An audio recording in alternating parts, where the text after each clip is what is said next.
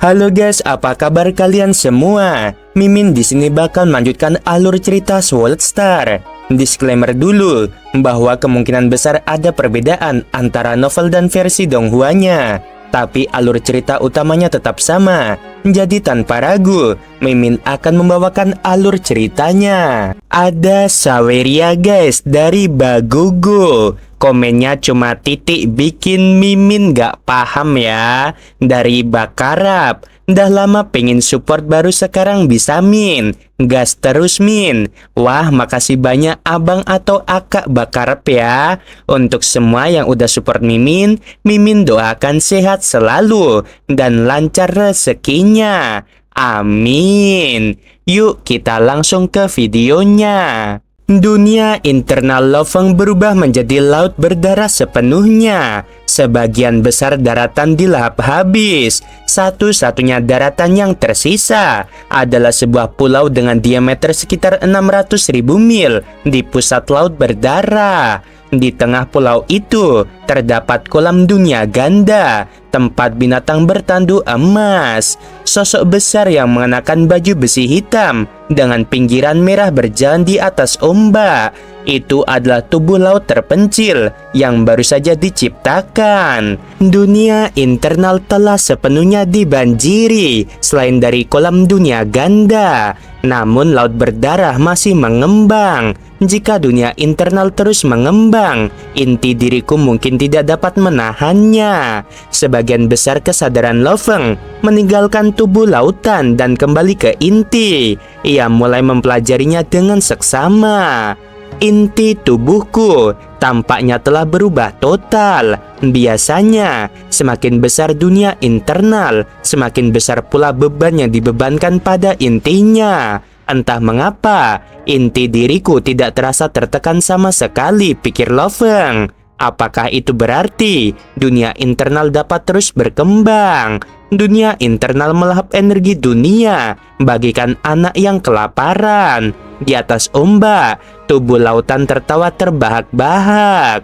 Dunia internalku memang bisa tumbuh lebih besar. Ini fantastis. Namun, cara terbaik agar dunia internal tumbuh lebih besar adalah menelan logam alih-alih menggunakan kristal alam semesta. Binatang bertanduk emas itu memasuki cincin dunia dengan diameter lebih dari 60.000 mil yang berisi sisa-sisa logam dalam jumlah besar. Tubuhnya membuka mulutnya yang seukuran lautan, memutar balikan ruang dalam radius hampir 60.000 mil. Paduan logam yang tak terhitung jumlahnya membanjiri mulutnya, seolah ditelan dalam jurang yang luas. Dunia internalku sudah memiliki diameter lebih dari 60 juta mil dan masih belum mencapai batasnya. Lofeng benar-benar tercengang. Dia tidak menyadari bahwa dunia internalnya begitu luas. Semakin besar dunia internalku, semakin stabil dan kuat negara dewaku di masa depan. Lofeng menantikan hasilnya. Kapan dunia internalku akan berhenti berkembang? Dunia internal terus menelan energi dunia dan mengembang selama lebih dari 3 bulan. Binatang bertanduk emas hanya beristirahat selama total 1 jam sehari. Selama 3 bulan itu, 6 kali tidur siang sehari selama 10 menit.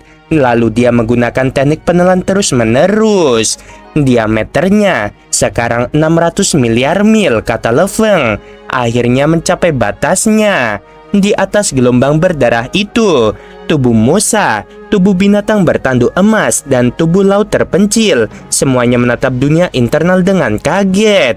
Ini tidak terbayangkan. Binatang bertanduk emas biasanya hanya memiliki dunia internal dengan diameter 60.000 mil. Dunia ini sekarang berdiameter 600 miliar mil. Apa yang sebenarnya telah terjadi pada inti diriku sehingga bisa menampung dunia internal yang begitu luas? Lofeng bertanya-tanya dalam hati. Ia sangat gembira. Ia menyadari bahwa inti dirinya telah berevolusi secara drastis setelah pikirannya memperoleh teknik bakat yang dikenal sebagai akulah alam semesta. Tubuh Mosa, tubuh binatang bertanduk emas, dan tubuh samudra terpencil semuanya terbang ke langit di atas kolam dunia ganda dan melihat ke bawah. Dua kilatan cahaya melesat keluar dari kolam dunia ganda, menyebabkan riak-riak di ruang sekitarnya. Meskipun batu dunia bertanduk emas tersembunyi di kolam dunia ganda, batu itu memancarkan cahaya keemasan, membentuk dunia internal dengan diameter 600 miliar mil, telah menghabiskan banyak sekali besi tua, dan esensi energi emas membawa perubahan khusus pada batu dunia bertanduk emas. Batu dunia bertanduk emas milikku mungkin yang terkuat dalam sejarah alam semesta, pikir Lo Feng. Meskipun itu satu-satunya, biasanya batu dunia bertanduk emas adalah harta berharga para kesatria. Batu dunia bertanduk emas milikku 1 triliun kali lebih kuat dari rata-rata. Itu pasti unik dan sangat berharga. Lo Feng terus-menerus memperluas laut berdarah. Bertonton kristal alam semesta dikirim ke dunia internal, dan laut berdarah tumbuh dengan kekuatan yang tak terhentikan. Satu demi satu gunung kristal alam semesta dikirimkan ke dunia internal yang mempercepat perluasan laut berdarah.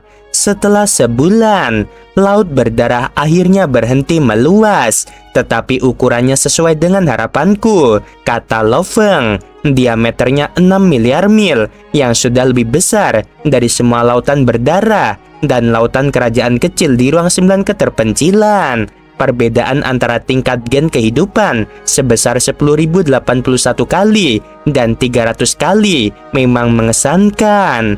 Pangeran penguasa sektor hanya memiliki laut berdarah dengan diameter 50 juta mil, dan bahkan laut kerajaan milik Pangeran Undying hanya memiliki diameter 600 juta mil. Sebaliknya, laut kerajaan milik Pangeran Kesatria memiliki diameter setidaknya 20 miliar mil.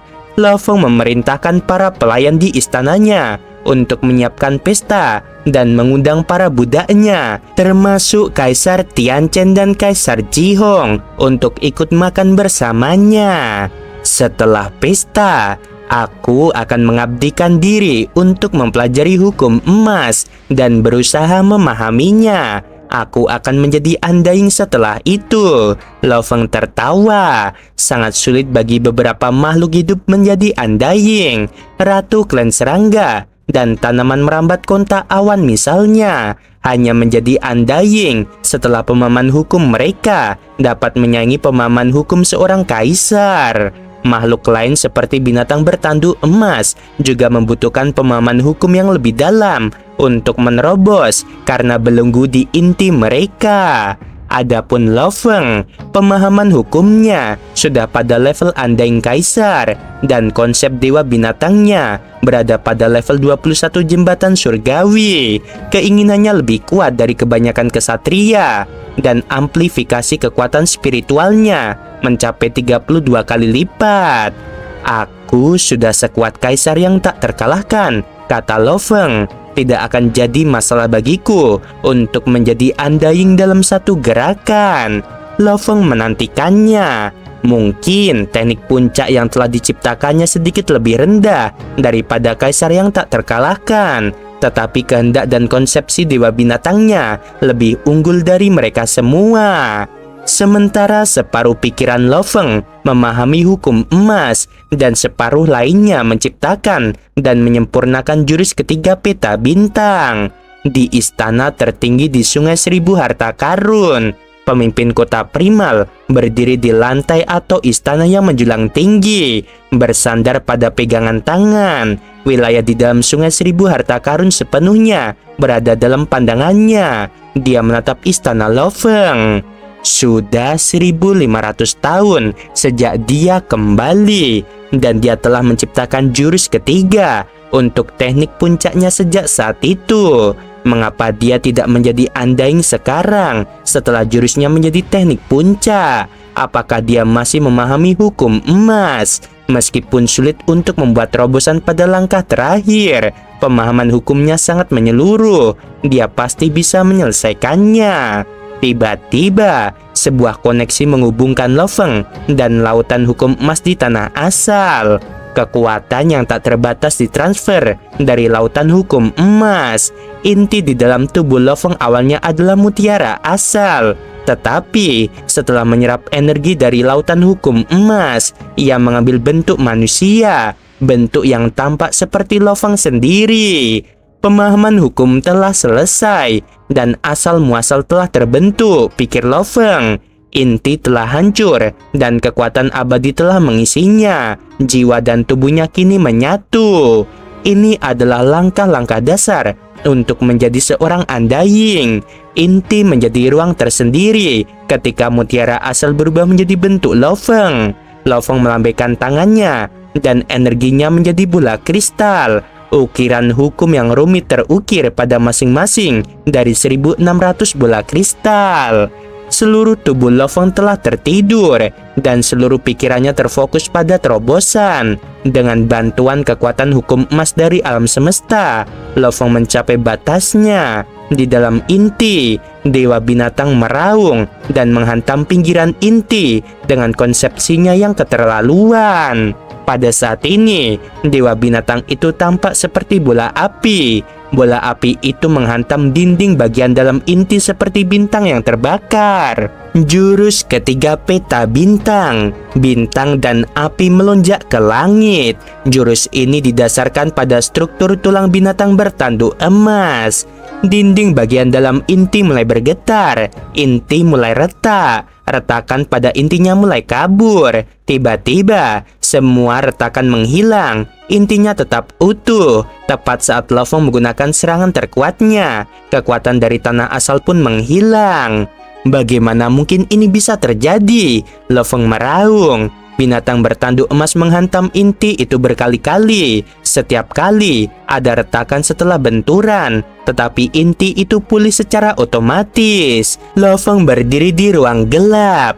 Mengapa aku tidak bisa menjadi Undying? Aku memiliki kemauan yang lebih kuat daripada kebanyakan kesatria. Lo Feng duduk di ruang inti. Dia menggelengkan kepalanya dan mendesah pelan. Tanpa disadari Lo Feng, meski dia terpesona oleh kekuatan intinya, dia tidak akan mampu mematahkan belenggunya. Aku tidak pernah menyangka bahwa pada level ini aku masih tidak akan mampu melepaskan belenggu. Aku tidak akan pernah menyerah, kata Lo Feng. Sejak hari pertama aku melangkah keluar dari kota asalku di bumi, bahkan jika belenggu di inti tubuhku sangat kuat, itu tidak akan menghentikanku untuk menjadi seorang pejuang Undying. Harta karun tidak akan membantuku melepaskan belenggu, pikir Lo Feng. Aku perlu mengandalkan pemahaman hukum, teknik, penguatan kekuatan spiritual, dan tekadku. Sulit untuk meningkatkan tekadku dalam jangka yang pendek. Sama halnya dengan penguatan kekuatan spiritualku. Hanya teknik rahasia yang dapat membantuku maju pesat, ungkapnya. Lo Feng memikirkan hal ini. Di antara para pewaris Pulau Baunia, ada pewaris yang akhirnya menciptakan teknik-teknik pamungkas setelah mendedikasikannya waktu untuk teknik-teknik mereka. Misalnya, kesatria Truyan menghabiskan ratusan juta tahun mempelajari teknik bakatnya, dan sekarang tekniknya hampir mencapai tingkat pamungkas. Kesatria Truyan bahkan tidak memiliki kelebihan seperti Lo Feng. Lagi pula, dia tidak memiliki instruksi dari pemimpin kota kekacauan primal. Aku bisa melakukan apa yang mereka lakukan. Aku akan menciptakan teknik-teknik terbaikku, dan mereka akan meningkatkan kekuatanku puluhan kali lipat. Meskipun Lo Feng menghabiskan waktu bersama keluarganya dan belajar tentang bagaimana keluarganya menjadi makmur, sebagian besar pikirannya dikhususkan untuk mempelajari teknik bakat bahkan saat dia bersama keluarganya.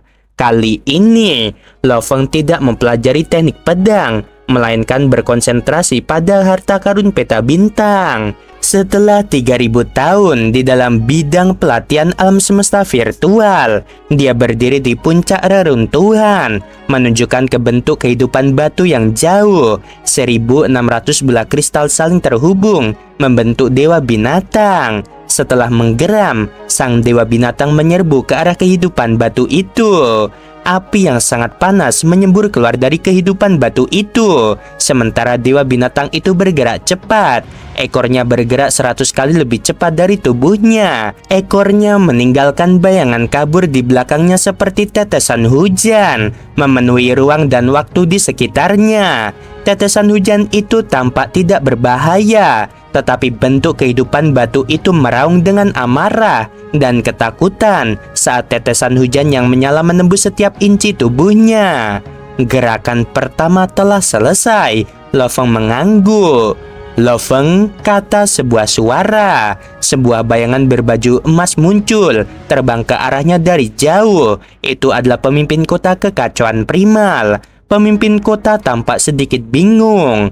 Selama 3000 tahun terakhir, kamu telah mempelajari jurus pertama peta bintangmu. Dan sekarang, kamu akhirnya berhasil mencapai jurus pertama tingkat teknik tertinggi. Tapi mengapa kamu menghabiskan begitu banyak waktu untuk menciptakan teknik? Kamu seharusnya sudah bisa membuat terobosan dan menjadi seorang pejuang undying.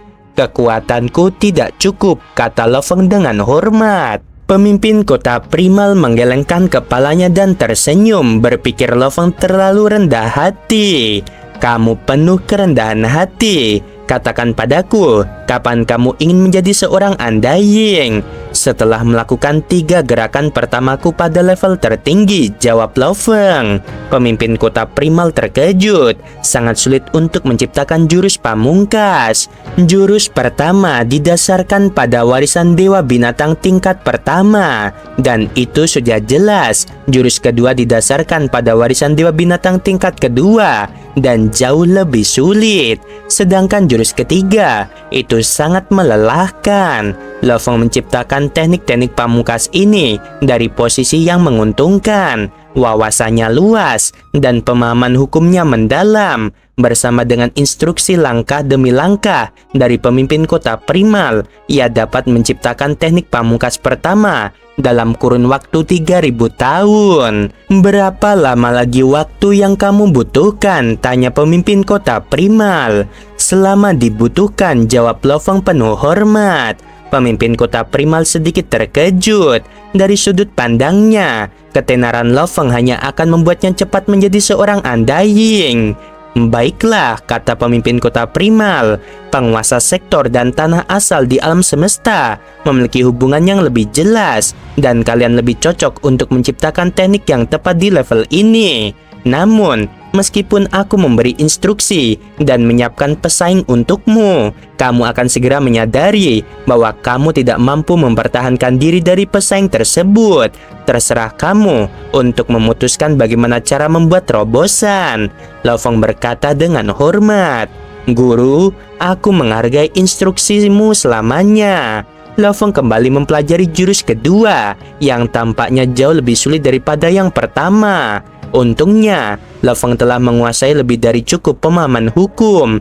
Ia menghabiskan 8000 tahun menaklukkan semua rintangan secara bertahap dan akhirnya berhasil mencapai jurus kedua tingkat tertinggi. Lo Feng kemudian mulai mempelajari jurus ketiga. Pemahaman ruang tubuh Mosa dapat membantunya menyatu dengan ruang sepenuhnya. Binatang bertanduk emas telah menyatu dengan banyak kristal sungai darah dan memiliki banyak inspirasi saat melihat patung dewa binatang. Namun Lo Feng mengalami masalah saat membuat gerakan ketiga. Pemahaman hukum dan konsepsi dewa binatangnya tidaklah memadai untuk menciptakan jurus ketiga untuk teknik pamungkas. Ia mengalahkan satu demi satu pesaing dan terus menyimpulkan dan memberdayakan jurus ketiga. Ia membutuhkan waktu 20.000 tahun untuk mengalahkan pesaing nomor 1520 dan pesaing berikutnya akan semakin kuat. Tampaknya ia membutuhkan waktu ratusan ribu tahun, bahkan mungkin sejuta tahun untuk menciptakan jurus ketiga. Lo Feng menjadi gugup. Selama 30.000 tahun terakhir, dia selalu menyendiri. Hal ini memicu rumor di antara ras lain, bahkan di dalam ras manusia, karena mereka semua berasumsi bahwa Kaisar Sungai Pedang akan segera menjadi undying. Namun tidak ada berita. Kaisar Sungai Pedang ini yang sebelumnya menjajahi alam semesta tampaknya kini telah menghilang. Jika aku tidak dapat mencapai tujuanku, sekarang aku mungkin juga keluar dan menjelajahi alam semesta sebentar. Aku sudah ada sejak lama, tetapi aku belum melihat alam semesta. Yang kulakukan hanyalah bertarung saja. Lo Feng tiba-tiba ingin melakukan perjalanan keliling alam semesta. Waktunya tepat. Tubuh Musa pergi ke wilayah terpencil di alam semesta melalui teleportasi negara dewa dari budak-budaknya. Ia kemudian mulai mengembara di alam semesta. Lo Feng juga pergi diam-diam ke wilayah ras lain karena tubuh Musa dapat meniru bentuk dan aura ras lain. Lo Feng berlalu seperti turis, mengamati lingkungan dan emosi ras lain. Pengalaman-pengalaman saat menjelajahi alam semesta ini memberikan inspirasi baru bagi Lo Feng. Meditasi selama 30.000 tahun terakhir hampir tidak meningkatkan tekadnya, sedangkan mengembara di alam semesta membuat tekadnya berkembang secara alami. Setengah dari pikiran Lo Feng menyerap keajaiban alam semesta, sementara setengah lainnya berlatih. Pemisahan mental ini sebenarnya jauh lebih efisien. Terkadang, Lo Feng mendapat begitu banyak inspirasi sehingga ia berhasil membuat terobosan demi terobosan. Di lain waktu, ia akan terus-menerus dikalahkan oleh pesaing yang sama, tetapi ia memilih untuk tetap tenang. Setelah mengembara di alam semesta untuk waktu yang lama, kondisi pikiran Lo Feng secara bertahap menyatu dengan alam semesta. Tanpa menyadarinya, pesaingnya akan mudah dikalahkan. Di wilayah terpencil di alam semesta, di planet kehidupan di wilayah ras penjara, dekat 6 ras puncak, di angkasa sekitar planet itu, terbanglah makhluk raksasa sepanjang 1000 kaki dengan 18 cakar. Ia memiliki sisik di sekujur tubuhnya, dan kepalanya tampak terbuat dari logam. Ada api keemasan di matanya. Makhluk itu meraung, serangga merayap, tundukkan kepalamu pada kaisar bayangan yang agung. Mulai hari ini, planet ini akan menjadi milik kaisar bayangan, dan kalian semua serangga merayap harus tunduk pada kaisar bayangan yang agung. Jika ada yang berani menentangnya, kami akan menghabisi kalian. Di planet itu, hidup lebih dari 10 ras dan jutaan makhluk yang berbeda. Yang terlemah di antara mereka berada di level penjelajah bintang. Bahkan ada puluhan penguasa sektor. Lo Feng yang menonton dari kejauhan mengubah tubuh musanya menjadi penguasa sektor ras ini. Menarik, katanya. Ia mendongak dan melihat petarung andaing di luar angkasa. Dalam 50.000 tahun terakhir, Lo Feng telah mengunjungi wilayah ras kristal dan ras penjara untuk mempelajarinya.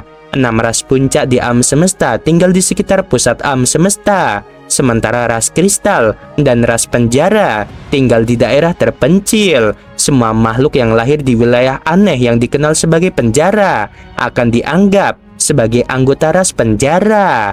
Ras kristal berperilaku sangat berlawanan dengan ras penjara. Semua makhluk dalam ras kristal berasal dari klan yang sama, dan mereka bersatu. Ikatan dalam ras kristal bahkan lebih kuat daripada ras robot. Terkadang, beberapa makhluk hebat dalam ras kristal akan bekerja sama satu sama lain, memberdayakan mereka secara eksponensial. Individu dalam ras penjara kuat, sedangkan ras kristal secara keseluruhan yang kuat. Mereka adalah dua ras yang sangat berbeda, yang menyebabkan konflik terus-menerus dengan sengit. Ras manusia, ras robot, ras iblis, dan ras serangga saling bertarung karena wilayah kekuasaan mereka berdekatan. Tetapi ras penjara dan ras kristal melakukannya karena kebencian bawaan mereka terhadap satu sama lain. Planet ini sedang kacau. Musa Lo Feng menyaksikan semua yang terjadi dalam diam. Semua makhluk ras Taike akan dieksekusi. Petarung andaing yang dikenal sebagai Yutowa meraung. Suaranya menyebar ke seluruh planet. Habisi semua makhluk ras Taike.